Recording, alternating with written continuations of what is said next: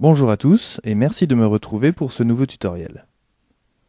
Aujourd'hui, nous allons nous pencher sur les différentes corbeilles disponibles dans SharePoint Online.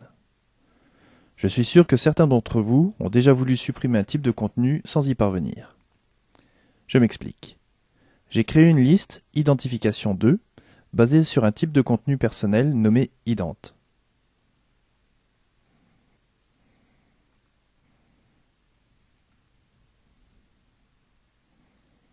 Si j'estime ne plus avoir besoin ni de cette liste ni du type de contenu, je vais naturellement commencer par supprimer ma liste.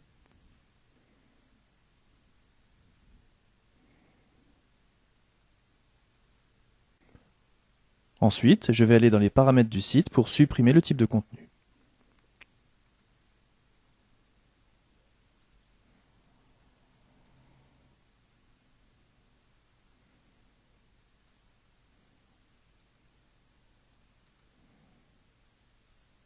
SharePoint m'interdit cette manipulation.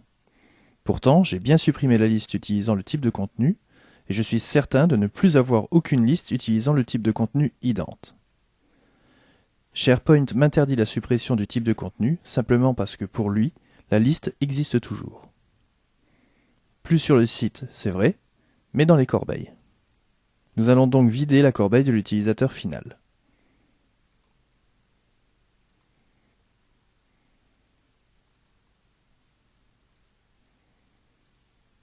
Essayons à nouveau de supprimer le type de contenu ident.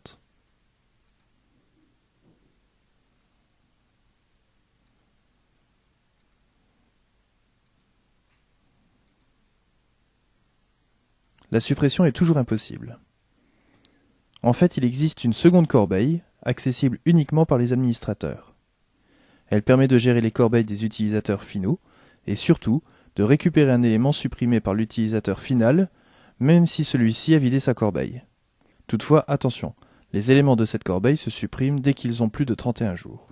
Allons maintenant supprimer le composant liste dans cette corbeille.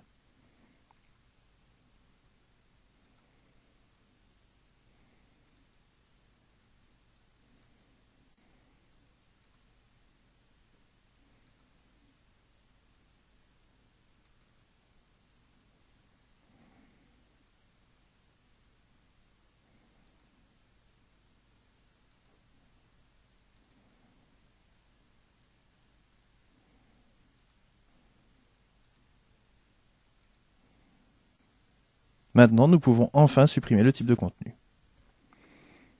Voilà, j'espère que cette astuce vous sera utile. Je vous dis à très bientôt pour un nouveau tuto.